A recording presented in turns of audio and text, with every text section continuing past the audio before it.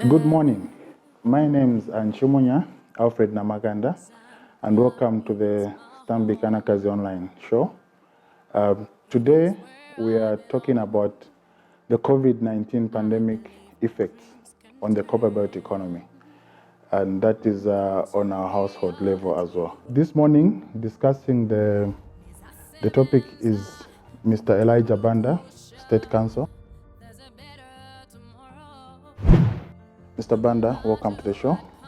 Thank you very much, Alfred, and thank you for the opportunity to come to your show and share experiences. Thank you, Mr. Banda.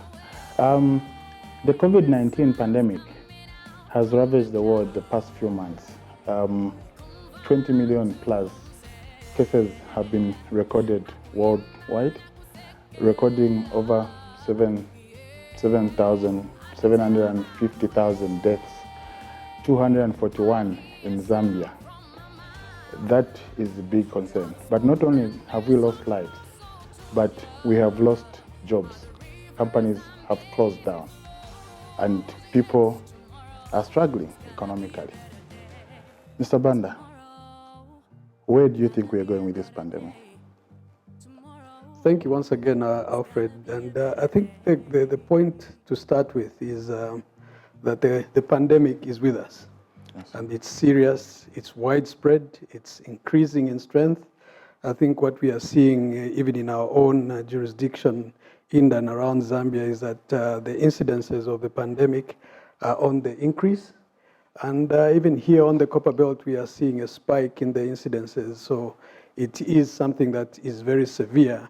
And I really welcome this opportunity to share the experience with viewers and with my fellow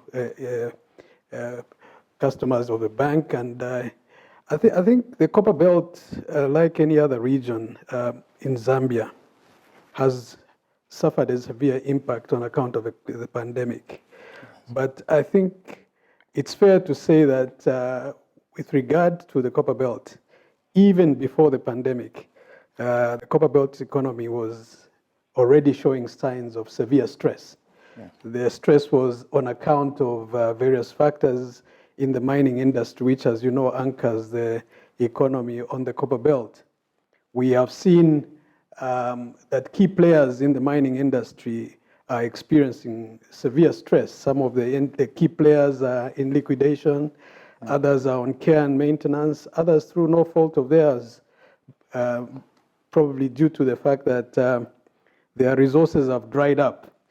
And this is what the Copperbelt has been facing, because as you know, on the Copperbelt, all businesses are linked somehow to the mining industry. Yes, so when there's stress in the mining industry, the stresses just go across to all other companies on the Copperbelt. So business is adversely affected. So I have noticed that even on the onset of the pandemic early this year, we were already under stress. So what has the pandemic also done? It has basically just come in to compound an already severe situation. What we have seen is that it has come to impact the way businesses are done. Yeah. Like you rightly stated in your introductory remarks, a lot of businesses have been impacted, some to an extent of really even scaling down, some Absolutely. even shutting down. Absolutely. I think the causes for that is that the health experts have told us that the most common form of transmission of the coronavirus, as it is otherwise called, is person-to-person interactions. So as you know, the conduct of business always has an aspect of interaction. Yes. And I think that's the first area that has caused people to shut down, either to lock down their businesses in view and in compliance to what the health experts are telling us. But when you shut down or when you scale down, it just means that the business will not be operating as normal. Yes. So across all sectors of business, including mine, I'm in the professional services. I can confirm that in compliance to health authorities, we've had to put in place protocols to safeguard ourselves, our staff, and including our clients. Yes. That has meant that we cannot meet as we normally would do to transact our business and do whatever it is that we do. We've had to resort to other means. So I think that what we have seen is that the depressed state of the economy on the Copperbelt has meant also that the value chain along the way has been impacted. Yes. If your clients are impacted, you can't expect that you will also enjoy good business. Absolutely. So in a sense, it's a vicious circle. Yes. And what I think is concerning is obviously that it's riding against stresses that are not even related to it. Like I mentioned, there's stresses in the Copperbelt economy relating to the mining industry. So I think the Copperbelt, there's a sense in which it can be truly said that we've suffered a double tragedy. Fighting the corona pandemic on the one side and its adverse effects, and also the fighting for the survival of our much cherished mining industries, which are also going through phases of their own. Like I mentioned earlier, yes. You know, if a mining enterprise was set up to mine a certain amount of ore and that has dried up, there's yes. nothing that entity can do. So yeah. That is what we are really seeing on the Copperbelt. Now the struggle is real, and I think ultimately we should strive to emerge with our nostrils above water.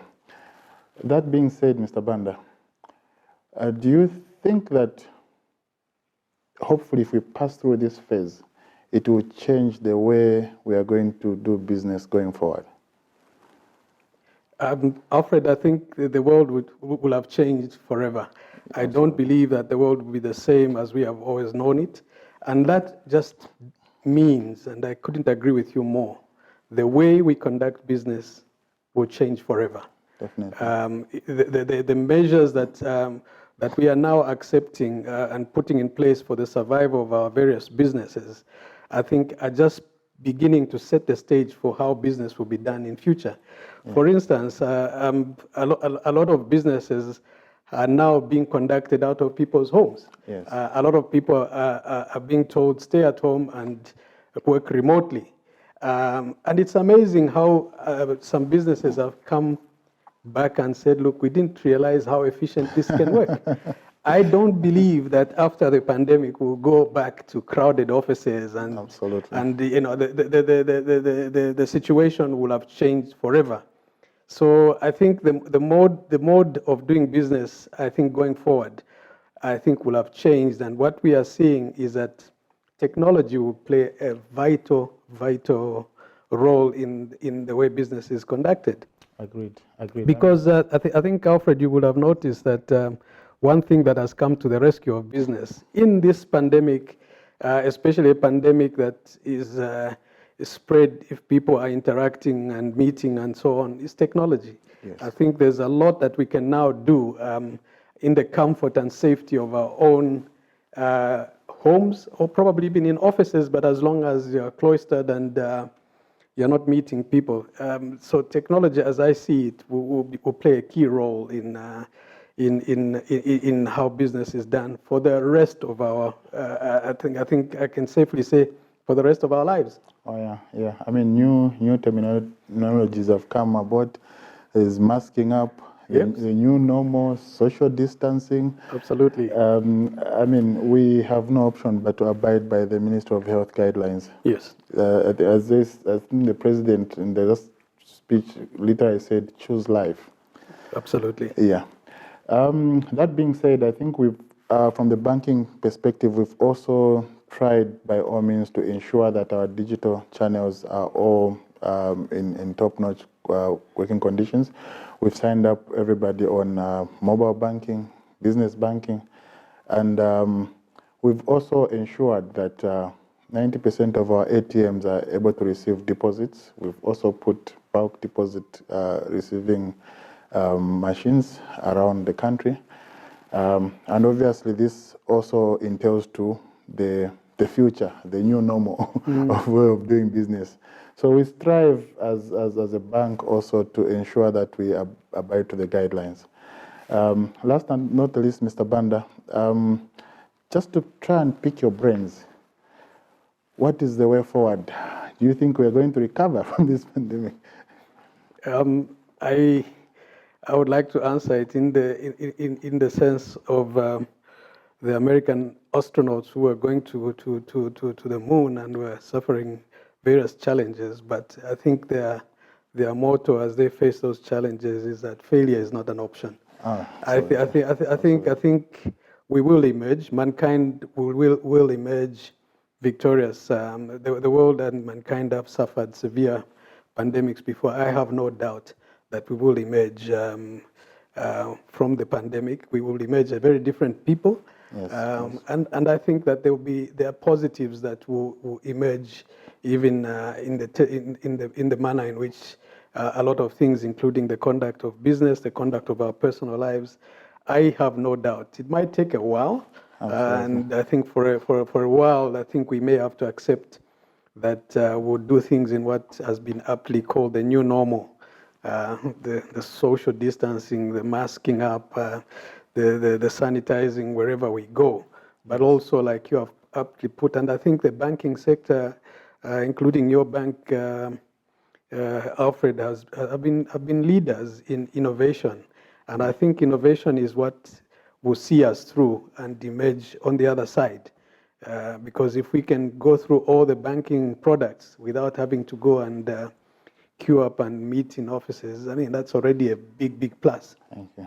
Thank you, Mr. Because I think, as you're aware, not to do that is what is leading to a number of, we are following in the public domain of branches closing because of things like that. So to answer your question, I would want to be an optimist. I think an optimist on this one. Yes. I would really believe that we will emerge victorious at the end of the day. Thank you. So my closing remarks are adapt. Absolutely. Yeah. So let's try and live up to the guidelines that have been given by the Ministry of Health, and like I said, let's choose life. Mr. Banda, thank you very much for having you on this program, and wish you the best in the business. Well, thank you so much, Alfred. Like I said, thank you for the opportunity to share experiences on your show. And I wish us all the best and God's blessings as we confront this invisible but yet very vicious enemy called COVID-19. Thank you very much, viewers, and have a pleasant day. Thank you.